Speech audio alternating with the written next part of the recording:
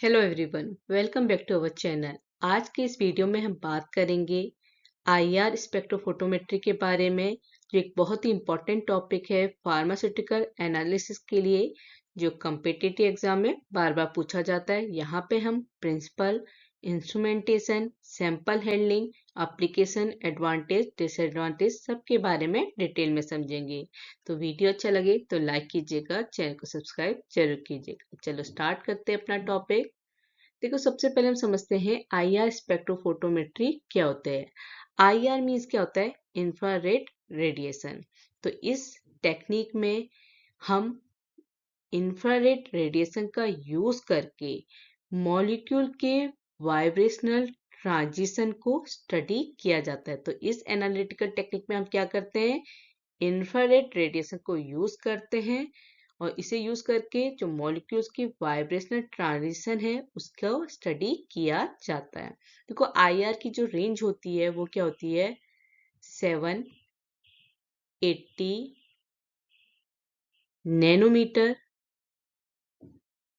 Nanometre to 1 millimetre.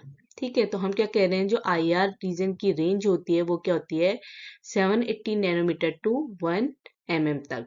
पर जो हम अपनी एनालिटिक यूज करते हैं आईआर में, उसकी रेंज क्या होती है? मिड आईआर रीजन की, जिसकी रेंज है 4000 to 400 centimetre raise to the power -1 mainly use होता है हमारे आईआर स्पेक्ट्रोफोटोमीटर में। अभी हम समझेंगे कि मिड आईआर रीजन को हम क्यों यूज कर रहे हैं। ठीक है, तो हमारे आईआर स्पेक्ट्रोफोटोमेट्री में क्या होता है? इसमें सैंपल इंफ्रारेड रेडिएशन को एब्जॉर्ब करता है, मॉलिक्यूल्स के बॉन्ड वाइब्रेट करते हैं, इसे एक आईआर स्पेक्ट्रम मिलता है। तो क्या हुआ? मैंने यही तो बोला कि हम इस टेक्निक में क्या करते हैं कि इंफ्रारेड रेडिएशन को यूज करें, तो हम सैंपल का ही डिटेक्ट करेंगे। तो सैंपल क्या करेगा? इंफ्रारेड रेडिएशन को एब्जॉर्ब करेगा, जो उसमें हमारे सैंपल में मॉलिक्यूल्स हैं उनके बॉन्ड्स क्या करेंगे? वाइब्रेट करेंगे, जिससे हमें क्या पता चलेगी? वाइब्रेशनल ट्रांजिशन पता चलेगा और इससे एक आईआर स्पेक्ट्रम मिलेगा और हम क्या करेंगे? अपने सैंपल को की एनालिसिस करेंगे थ्रू आईआर स्पेक्ट्रोफोटोमीटर से। वाइब्रेशन के टाइप की बात करें तो हमारे दो टाइप के वाइब्रेशन मिलता है मॉलिक्यूल्स में। एक होता है स्ट्रेचिंग, दूसरा होता है बेंडिंग। स्ट्रेचिंग भी हमारे दो टाइप के होते हैं, सिमेट्रिक और एसिमेट्रिक। और बेंडिंग हमारे 4 टाइप के होते हैं। वो क्या होते हैं? सीजरिंग, रॉकिंग, ट्विस्टिंग और वैगिंग। आईआर स्पेक्ट्रम में क्या होता है? एक फिंगरप्रिंट जैसा होता है।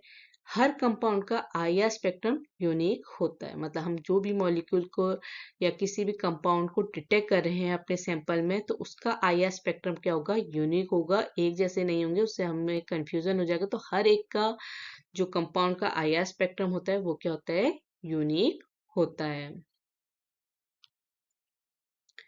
अब बात करते हैं प्रिंसिपल ऑफ आईआर स्पेक्ट्रोफोटोमेट्री। देखो, आईआर स्पेक्ट्रोफोटोमेट्री का बेसिक प्रिंसिपल क्या है कि मॉलिक्यूल्स और इंफ्रारेड रेडिएशन के इंटरेक्शन पे बेस्ड होता है। किस किस पे बेस्ड होता है हमारा आईआर स्पेक्ट्रोफोटोमेट्री का प्रिंसिपल? मॉलिक्यूल्स और इंफ्रारेड रेडिएशन के इंटरेक्शन पे। जब वो क्या होते हैं? एक दूसरे से इंटरेक्ट करते हैं, इसी पे हमारा आईआर स्पेक्ट्रोफोटोमेट्रिक का प्रिंसिपल बेस्ड होता है। जब आईआर रेडिएशन किसी मॉलिक्यूल पे फॉल होती है तो मॉलिक्यूल के बॉन्ड्स क्या करते हैं? वाइब्रेट करने लगते हैं, लेकिन सिर्फ तब जब आईआर रेडिएशन की फ्रीक्वेंसी एग्जैक्टली मैच करे मॉलिक्यूल के नेचुरल वाइब्रेशनल फ्रीक्वेंसी से। तो मैंने क्या कहा कि हमारा जो बेसिक प्रिंसिपल है वो क्या है कि मॉलिक्यूल और इंफ्रारेड रेडिएशन का इंटरेक्शन जब क्या हो रहा है कि किसी मॉलिक्यूल पे आईआर रेडिएशन फॉल हो रही है। ठीक है, तो मॉलिक्यूल्स के अंदर क्या होते हैं? हमारे बॉन्ड्स होते हैं, उनके मॉलिक्यूल के अंदर के बॉन्ड क्या करने लग जाते हैं? वाइब्रेट करने लग जाते हैं। अब जब वाइब्रेट हुआ तो क्या है कि जो आईआर रेडिएशन की फ्रीक्वेंसी है, जब वो एग्जैक्टली मैच करेगी किससे? मॉलिक्यूल के नेचुरल वाइब्रेशन फ्रीक्वेंसी से, तभी हम क्या कहेंगे कि हमारा जो रिजल्ट है वो क्या है? सही है। क्योंकि जब वो क्या हो, एग्जैक्टली मैच करे, एक जैसी आए। अब इसी चीज को हम स्टेप बाय स्टेप समझते हैं। देखो क्या है कि सबसे पहले हम क्या कह रहे हैं कि हमारे मॉलिक्यूल क्या करते हैं, वाइब्रेट करने लग जाते हैं। अब हमें ये पता है कि सभी मॉलिक्यूल के एटम क्या होते हैं, एक दूसरे से बॉन्ड के थ्रू कनेक्ट होते हैं और ये बॉन्ड्स स्प्रिंग की तरह बिहेव करते हैं। आपने स्प्रिंग देखा होगा ना, अप एंड डाउन, ऐसे अगर आप उसे एक बार से पुश करेंगे तो अप डाउन वाइब्रेट करने लग जाता है। इसीलिए मॉलिक्यूल के अंदर स्ट्रेचिंग वाइब्रेशन और बेंडिंग वाइब्रेशन नॉर्मल होती रहती है। ठीक है, ये नेचुरल वाइब्रेशन एक स्पेसिफिक फ्रीक्वेंसी पर होती है जिसे हम वाइब्रेशनल फ्रीक्वेंसी बोलते हैं। अब इसके बाद क्या होता है कि आईआर रेडिएशन तभी एब्जॉर्ब होती है जब फ्रीक्वेंसी मैच होती है। अब जब हम किसी मॉलिक्यूल पे इंफ्रारेड रेडिएशन डालते हैं तो मॉलिक्यूल उस रेडिएशन को क्या करते हैं, तभी एब्जॉर्ब करेंगे जब आईआर रेडिएशन की फ्रीक्वेंसी मॉलिक्यूल की नेचुरल फ्रीक्वेंसी के बराबर हो, इक्वल हो। इसको हम रेजोनेंस फ्रीक्वेंसी रेजोनेंस एब्जॉर्प्शन बोलते हैं। अगर फ्रीक्वेंसी मैच नहीं होती तो मॉलिक्यूल आईआर एब्जॉर्ब नहीं करता। ठीक है, कोई कंफ्यूजन है कि आईआर रेडिएशन तभी एब्जॉर्ब होती है जब फ्रीक्वेंसी मैच होनी चाहिए। ठीक है, अगर अगर मैच नहीं होगी तो हमारा क्या है, मॉलिक्यूल आई आर को एब्जॉर्ब या इंफ्रारेड रेडिएशन को एब्जॉर्ब नहीं करता है। ठीक है, इसके बाद क्या होता है कि जब हमारा एब्जॉर्प्शन होता है तो उस टाइम पे बॉन्ड क्या करते हैं, स्ट्रेच करते हैं और साथ ही साथ कॉन्ट्रैक्ट करते हैं, क्योंकि हम क्या कह रहे हैं उसमें नेचुरल वाइब्रेशन हो रहा है। तो हमारे किसी भी मॉलिक्यूल के बॉन्ड्स क्या करते हैं, स्ट्रेच और कॉन्ट्रैक्ट करते हैं। मॉलिक्यूलर शेप क्या होता है, अल्टर हो जाता है। ठीक है, थोड़ा बदल जाता है। इससे मॉलिक्यूल की वाइब्रेशन एनर्जी लेवल चेंज होती है। ये सब चेंजेस आईआर स्पेक्ट्रोफोटोमीटर डिटेक्ट करता है। तो मैंने स्टार्टिंग में ही कहा कि हमारा क्या है कि जो आईआर रेडिएशन है, जब उसकी फ्रीक्वेंसी एग्जैक्टली मैच करेगी मॉलिक्यूल के वाइब्रेशन फ्रीक्वेंसी से, तभी हमारा क्या होगा। और ये जो हम देख रहे हैं कि रिजल्ट आ रहा है, वो कैसे पता चलेगा, हमारा जो स्पेक्ट्रोफोटोमीटर डिटेक्ट कर रहा है वो तभी होगा। और ये सब क्या हो रहा है कि सबसे पहले मैंने कहा कि हर मॉलिक्यूल क्या कर रहा है, वाइब्रेट कर रहा है। जब वाइब्रेशन हो रहा है तो उस टाइम पे क्या है, जो आईआर रेडिएशन उस सैंपल में फॉल होगा। तो जब वो जब वो सैंपल क्या करेगा, आईआर रेडिएशन को एब्जॉर्ब करेगा। कब? जब उसकी जो फ्रीक्वेंसी है, वाइब्रेशनल फ्रीक्वेंसी और आईआर रेडियस की फ्रीक्वेंसी वो क्या हो, इक्वल हो, तभी क्या करेगा, सैंपल आईआर रेडिएशन को एब्जॉर्ब करेगा। इसके बाद कि जब एब्जॉर्प्शन होगा तो क्या होंगे कि हमारे बॉन्ड स्ट्रेच और कॉन्ट्रैक्ट करेंगे, मॉलिक्यूल का शेप चेंज होगा, वाइब्रेशन एनर्जी लेवल चेंज होगी और हमको डिटेक्टर के थ्रू आई या स्पेक्ट्रोफोटोमीटर मिलेगा। ये जो भी चेंजेस हो रहा है हमारे मॉलिक्यूल के अंदर, ठीक है, वो सब हमको डिटेक्टर के थ्रू पता चलेगा।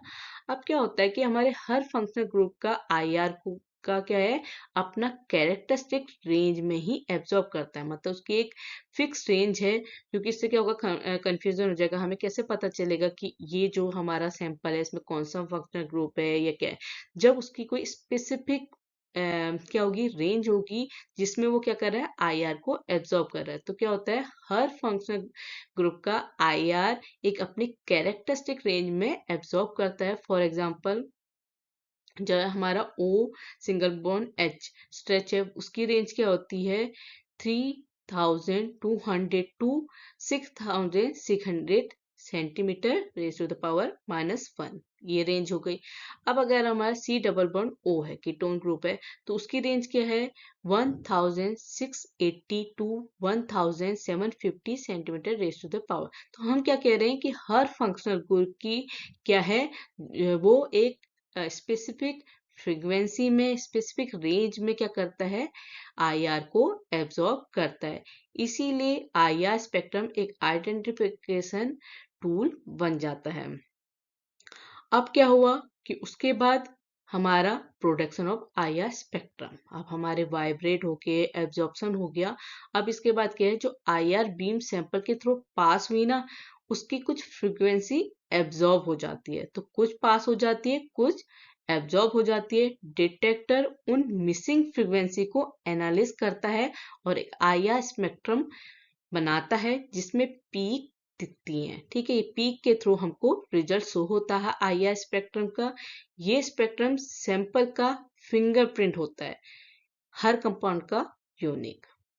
ठीक है, तो इससे हम समझ गए कि हमारे आईआर स्पेक्ट्रोफोटोमेट्री का प्रिंसिपल किस तरीके से काम करता है, किस तरीके से हम सैंपल का आईआर निकालते हैं, इंफ्रारेड रेडिएशन निकालते हैं कि हमारे सैंपल ने कितना आईआर एब्जॉर्ब किया है, और ये कैसे पता चलता है। रिजल्ट के थ्रू हर कंपाउंड का यूनिक आईआर होता है।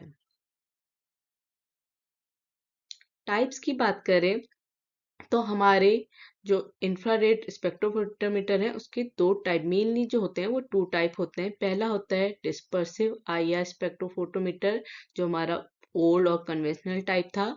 दूसरा है एफटीआईआर, जिसकी फुल फॉर्म है फोरियर ट्रांसफॉर्म इंफ्रारेड स्पेक्ट्रोफोटोमीटर। ठीक है, जो मॉडर्न और एडवांस टाइप है, और दोनों का वर्किंग प्रिंसिपल, कंपोनेंट और डिफरेंस कॉम्पिटिटिव एग्जाम में बार बार पूछा जाता है। ठीक है, अब हम डिटेल में दोनों को समझेंगे। ठीक है, और दूसरा चीज कि हमारा जो ये टाइप है, इसके अलावा भी टाइप होते हैं, पर मेन जो टाइप है हमारे आईआर स्पेक्ट्रोफोटोमीटर के, वो ये दो हैं। ठीक है, अब वन बाय वन समझते हैं इन टाइप्स को। पहला है डिस्पर्सिव आईआर स्पेक्ट्रोफोटोमीटर। देखो, ये आईआर स्पेक्ट्रोफोटो जो स्कोपी है, ये ट्रेडिशनल और क्लासिकल इंस्ट्रूमेंट है। जो पहले से यूज की जाती थी वो डिस्पर्सिव आईआर स्पेक्ट्रोफोटोमीटर यूज होता था। अब हम इसे डिस्पर्सिव बोल क्यों रहे हैं? क्योंकि ये इंस्ट्रूमेंट आईआर रेडिएशन को डिस्पर्स करता है यूजिंग प्रिज्म या ग्रेटिंग। तो हम क्या कह रहे हैं कि इसमें जो मोनोक्रोमोटर है वो क्या है, प्रिज्म या ग्रेटिंग हो रहा है। ये क्या कर रहा है कि आईआर रेडिएशन को डिस्पर्स कर रहा है, फैला दे रहा है। ठीक है, ये कंपाउंड्स आईआर बीम को डिफरेंट वेवलेंथ में सेपरेट करते हैं। ठीक है, तो डिस्पर्सिव आईआर स्पेक्ट्रोफोटोमीटर में हम क्या कह रहे हैं कि इसमें जो हमारा आईआर रेडिएशन है वो क्या हो रहा है, डिस्पर्स हो रहा है। किसके थ्रू? प्रिज्म या ग्रेटिंग के थ्रू। इसमें जो कंपोनेंट होते हैं वो आईआर बीम को डिफरेंट वेवलेंथ में सेपरेट करते हैं। वर्किंग की बात करें कि किस तरीके से काम करता है, तो हमारा आईआर सोर्स से कंटिन्यूस आईआर रेडिएशन निकलती है। ठीक है, जो भी हमारा सोर्स है जहां से हमारा इंफ्रारेड रेडिएशन निकल रहा है, वो क्या है, कंटिन्यूस आईआर रेडिएशन निकाल रहा है। आईआर बीम सैंपल से पास होती है। अब हमारा सैंपल रखा होता है इसमें। ठीक है, जो सोर्स के बाद क्या है, सैंपल रखने का जो होल्डर होता है उसमें हम सैंपल रखते हैं, उससे क्या होती है, आईआर बीम पास होती है। सैंपल क्या करता है, कुछ फ्रीक्वेंसी को एब्जॉर्ब कर लेता है। क्योंकि मैंने आपको बेसिक प्रिंसिपल बताया है, उसी की तरीके से हमारे ये दोनों टाइप के स्पेक्ट्रोफोटोमीटर काम करते हैं। मैं रिपीट में बता रही हूँ, उसी तरीके का थोड़ा सा डिफरेंस है हमारी दोनों टेक्निक में, टाइप्स में। ठीक है, तो मैंने क्या कहा, सबसे पहले क्या है कि हमारे जो आईआर सोर्स है वो क्या करेगा, आईआर रेडिएशन निकालेगा। वो आईआर रेडिएशन किसके थ्रू पास होगा, सैंपल के थ्रू पास होगा। सैंपल क्या करेगा, कुछ फ्रीक्वेंसी को एब्जॉर्ब कर लेगा, और जो रिमेनिंग आईआर बीम है, मोनोक्रोमेटर मींस प्रिज्म या ग्रेटिंग में जाती है, जहां वेवलेंथ को डिस्पर्स किया जाता है। इसीलिए इसका नाम क्या है, डिस्पर्स आईआर स्पेक्ट्रोफोटोमीटर। तो मोनोक्रोमेटर क्या कर रहा है कि डिस्पर्स कर दे रहा है वेवलेंथ को। डिटेक्टर हर वेवलेंथ को के एब्जॉर्प्शन को मेजर करता है। क्योंकि मैंने क्या कहा कि इस टेक्निक में डिस्पर्सिव आईआर स्पेक्ट्रोफोटोमीटर में क्या होता है कि ये कंपोनेंट क्या करते हैं, आईआर बीम को डिफरेंट वेवलेंथ में सेपरेट करते हैं। प्रिज्म या ग्रेटिंग या मोनोक्रोमेटर क्या करता है कि आईआर बीम को डिफरेंट वेवलेंथ में सेपरेट करता है। अब क्या है कि ये जब सेपरेट हो गए डिफरेंट वेवलेंथ में, डिटेक्टर क्या कर रहा है, जो वेवलेंथ आई है उनके एब्जॉर्वेशन को मेजर कर रहा है, और वो भी हर वेवलेंथ को। क्योंकि डिफरेंट वेवलेंथ में बदल रही है ना, वो सेपरेट हो रही है हमारी। उसके बाद क्या है, एक चार्ट रिकॉर्डर एक एक करके स्पेक्ट्रम बनाता है, इसलिए ये स्लो होता है। ठीक है।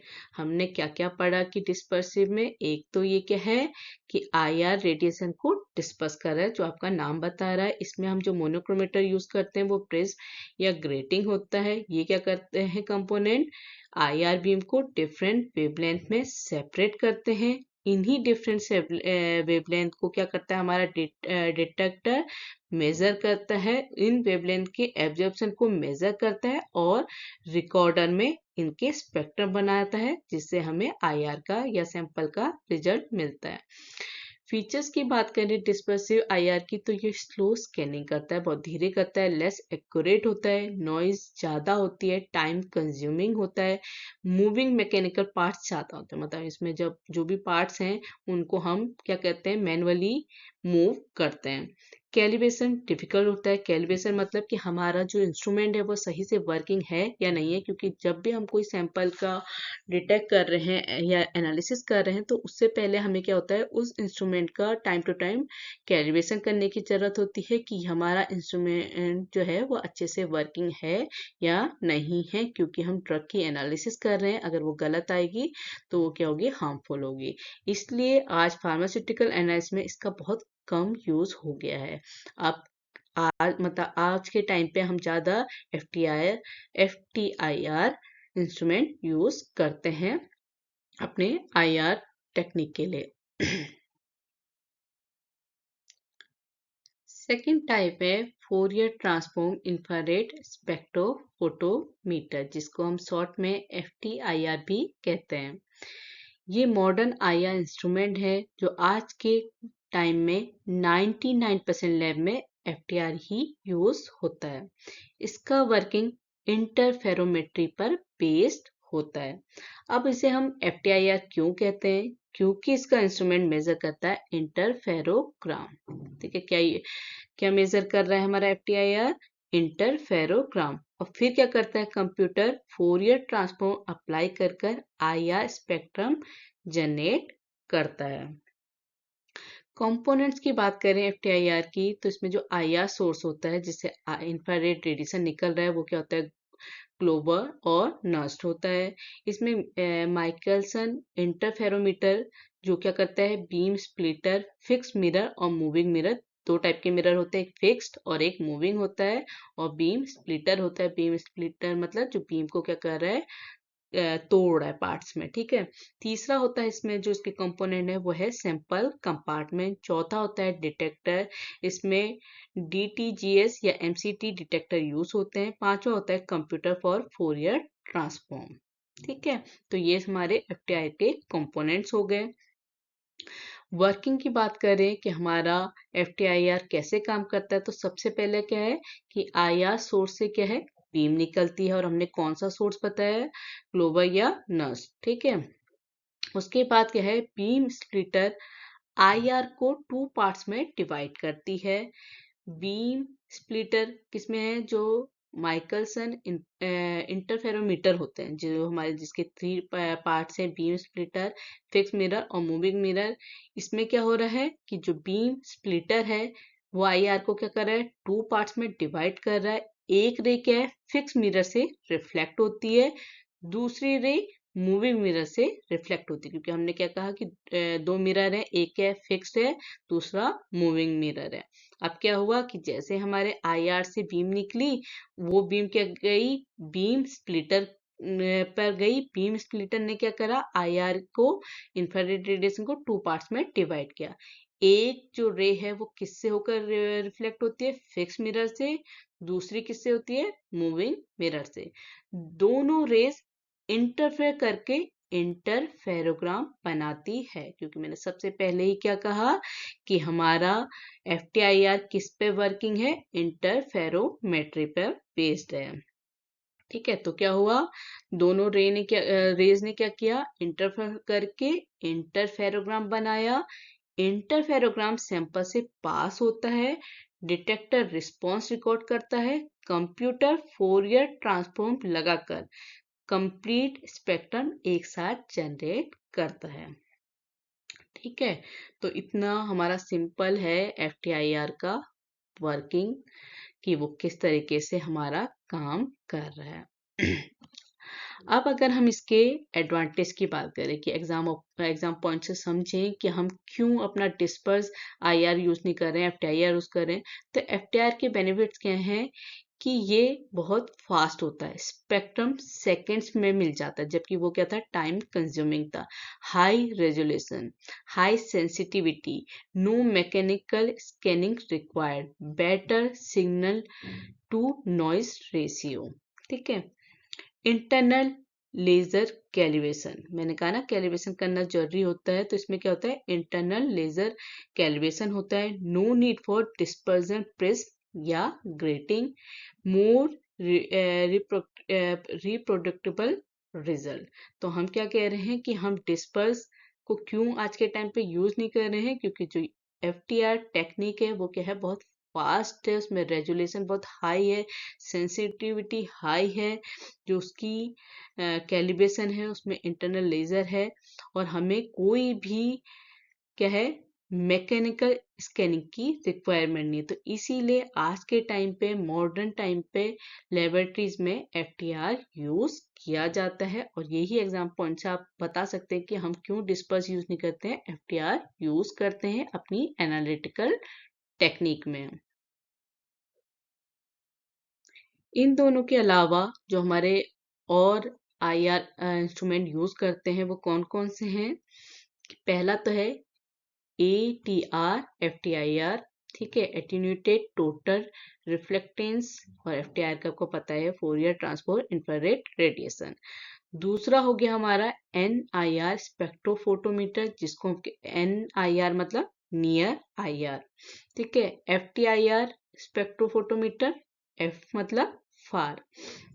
ठीक है, तो ये हमारे अदर स्पेशलाइज आईआर इंस्ट्रूमेंट हैं जो कभी कभी पूछे जाते हैं एग्जाम में। तो ATR FTR जो है वो, उसमें क्या होता है, जो सॉलिड सैंपल डायरेक्टली एनालाइज किए जा सकते हैं। नॉर्मली क्या करते हैं, हम सैंपल को डाइल्यूट करके या उसे सॉल्यूशन फॉर्म करके हम अपना क्या करते हैं, आईआर डिटेक्ट करते हैं। पर ATR FTIR में क्या करते हैं, जो सॉलिड सैंपल है उन्हें हम डायरेक्टली एनालिसिस कर सकते हैं।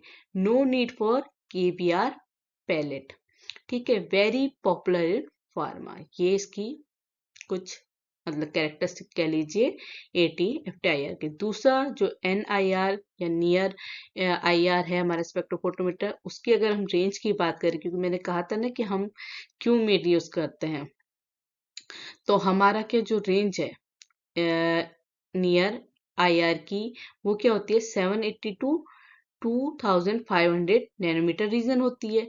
अब ये कहाँ पे यूज होता है इस रेंज में, क्योंकि देखो हम नियर और फार आईआर कहीं पे तो यूज कर रहे होंगे ये इंस्ट्रूमेंट, तो agriculture, food and tablet coating industry में हम नियर आईआर स्पेक्ट्रोफोटोमीटर यूज करते हैं, क्योंकि हमारा जो सैंपल, या कहिए कि वो सैंपल के जो फंक्शनल ग्रुप हैं वो किस रेंज में डिटेक्ट होते हैं, क्योंकि सबसे पहले मैंने यही बता दिया कि हर एक फंक्शनल ग्रुप का स्पेसिफिक आईआर होता है, यूनिक आईआर होता है।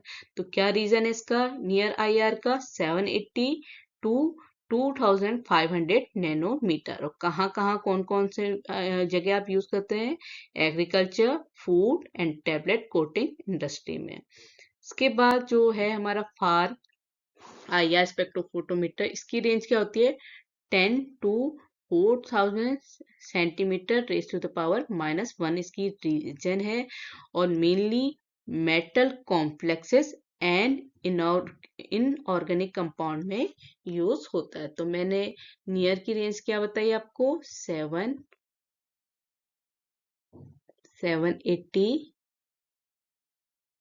टू 2500 नैनोमीटर, ठीक है। और फार की क्या बताई, 10 टू 400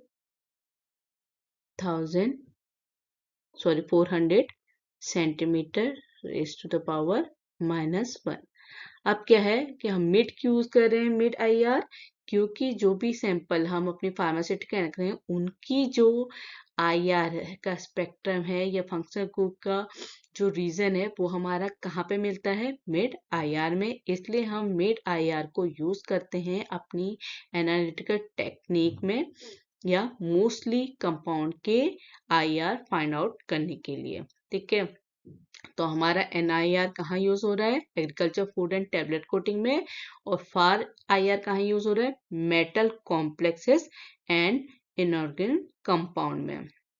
तो समझ गए होंगे कि इंस्ट्रूमेंट कैसे हमारे काम करते हैं।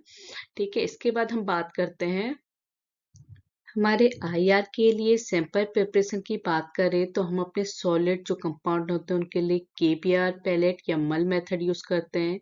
लिक्विड्स के लिए NaCl या KBR प्लेटेट्स यूज करते हैं। और गैसेस के लिए हम long path gas cell use करते हैं। इस तरीके से हम सैंपल प्रिपेयर करते हैं। इम्पोर्टेंट IR फ्रीक्वेंसी की बात करें तो हमने कहा कि हर एक फंक्शनल ग्रुप का यूनिक IR होता है। तो कुछ जो हमारे एग्जाम रिलेटेड हैं उनको समझ लेते हैं। तो हमारा जो OH फंक्शनल ग्रुप होता है जिसे हम हाइड्रोक्सिल ग्रुप कहते हैं, इसकी जो रेंज होती है वो 3200 to 3600 centimetre raise to the power -1 होती है। N सिंगल बॉन्ड H जिसको हम एमीन कहते हैं, इसकी रेंज क्या होती है? 3300 to 3500 centimetre raise to the power -1। C double bond O जिन्हें हम कार्बोक्सिलिक ग्रुप कहते हैं, इनकी जो रेंज होती है वो होती है 1680 1750 centimetre raise to the power -1 इसकी रेंज होती है। C डबल बॉन्ड O जो हमारे एल्कीन होते हैं, इनकी रेंज होती है 1620 1680 centimetre raise to the power -1। ठीक है, तो ये आपके एग्जाम में आ सकती है। ये रेंज बिल्कुल आसपास की है तो अच्छे से पढ़िएगा। ठीक है, जो फिंगरप्रिंट रीजन होता है उसकी रेंज क्या होती है? 1500 to 400 centimetre raise to the power -1। तो आपकी इंपॉर्टेंट IR फ्रीक्वेंसीज हैं। अब समझते हैं IR की एप्लीकेशन। ठीक है, फर्स्ट एप्लीकेशन क्या है? Identification of functional group. किसी भी कंपाउंड के फंक्शनल ग्रुप को हम IR के थ्रू आइडेंटिफाई कर सकते हैं। दूसरा है प्योरिटी चेक। तीसरा है डिटेक्शन ऑफ इम्प्योरिटी। हम प्योरिटी और इम्प्योरिटी दोनों को IR के थ्रू चेक कर सकते हैं। तीसरा है कैरेक्टराइजेशन ऑफ पॉलीमर्स। पॉलीमर के कैरेक्टरिस्टिक्स को भी हम आइडेंटिफाई कर सकते हैं। पांचवा है स्टडिंग हाइड्रोजन बॉन्डिंग। इसके बाद है क्वांटिटेटिव एनालिसिस, क्योंकि बेयर और लैम्बर्ट के लिमिटेड यूज की वजह से हम IR के थ्रू, क्योंकि हम लैम्बर्ट बेयर लोग कहाँ पे यूज करते हैं? अपने UV स्पेक्ट्रोफोटोमीटर में। इसके लिमिटेड यूज की वजह से हम क्वांटिटेटिव एनालिसिस कर सकते हैं IR के थ्रू। ठीक है, इसके बाद है identification of drugs in pharmaceutical, क्योंकि फार्मास्यूटिकल कंपनीज में हम IR टेक्निक यूज करते हैं। क्यों? ड्रग के आइडेंटिफिकेशन के लिए या उनके फंक्शनल ग्रुप के आइडेंटिफाई करने के लिए। तो फार्मास्यूटिकल इंडस्ट्री में हम ड्रग की आइडेंटिफिकेशन के लिए IR टेक्निक यूज करते हैं। पॉलीमॉर्फिज्म स्टडी के लिए भी हम IR यूज करते हैं। पैकेजिंग मटेरियल एनालिसिस, जो भी पैकेजिंग मटेरियल हमारे ड्रग्स में यूज हो रहा है उनकी एनालिसिस भी हम IR के थ्रू करते हैं। तो ये सारी एप्लीकेशन है जो आपके एग्जाम में आ सकती हैं। इसके बाद एडवांटेज की बात करें कि हम क्यों अपनी IR यूज कर रहे हैं। पहला तो क्या है? ये फास्ट एंड एक्यूरेट है, नॉन डिस्ट्रक्टिव है, स्मॉल सैंपल रिक्वायर्ड। इसमें जो सैंपल की रिक्वायरमेंट है, बहुत कम सैंपल में भी हम अपने सैंपल को आइडेंटिफाई कर सकते हैं। इसके बाद हाईली स्पेसिफिक फिंगरप्रिंट रीजन। ठीक है, क्योंकि ये क्या है? यूनिक होता है और हर कंपाउंड का स्पेसिफिक है, तो ये हाईली स्पेसिफिक फिंगरप्रिंट रीजन इसमें होता है। FTR क्या होती है? बहुत ज्यादा सेंसिटिव होती है। ठीक है, ये इसके एडवांटेज है। डिसएडवांटेज की बात करें कि हमारे IR के क्या क्या डिसएडवांटेज है, तो पहला क्या होता है? मॉइस्चर इंटरफेरेंस, क्योंकि IR क्या करता है? स्ट्रांगली वाटर को एब्जॉर्ब करता है। वाटर को एब्जॉर्ब करने से मॉइस्चर प्रॉब्लम हो सकती है, रिजल्ट गलत आ सकता है। तो ये इस इंस्ट्रूमेंट का क्या है? डिसएडवांटेज है। दूसरा, skill needed for KBR pellet. जो हम सैंपल प्रिपरेशन में KBR पैलेट यूज करते हैं उसके लिए क्या स्किल्स नीडेड होते हैं, हर कोई से कर नहीं सकता। अगर उसने मतलब उसको अच्छे से आता ना हो तो रिजल्ट गलत आ सकते हैं। तो ये भी क्या है, डिसएडवांटेज है इस इंस्ट्रूमेंट का। तीसरा है not ideal for very diluted solution. Very diluted means क्योंकि हम जब सैंपल को डाइल्यूट करते हैं, ठीक है, तो उससे क्या होगा कि हम उसमें पानी ज्यादा डालें, पानी ज्यादा डालेंगे तो मॉइस्चर बनेगा, मॉइस्चर बनेगा तो रिजल्ट सही नहीं आएगा, क्योंकि हमारे आईआर क्या करता है, वाटर एब्जॉर्ब करता है, मॉइस्चर प्रॉब्लम होगी तो रिजल्ट नहीं आएगा। तो वेरी डाइल्यूटेड सॉल्यूशन के लिए ये इंस्ट्रूमेंट आइडल नहीं होता है। तो ये क्या हो गया, हमारे डिसएडवांटेज हो गए हमारे इंफ्रारेड स्पेक्ट्रोफोटोमीटर का। तो अगर आपको ये आईआर स्पेक्ट्रोमीटर मीटर समझ में आया हो, क्योंकि ये आपके जो भी कम्पिटेटिव एग्जाम है उस सब के लिए इम्पोर्टेंट है, तो वीडियो पसंद आया हो तो प्लीज लाइक कीजिएगा, शेयर कीजिएगा, सब्सक्राइब कीजिएगा। आज के लिए इतना ही। Thank you.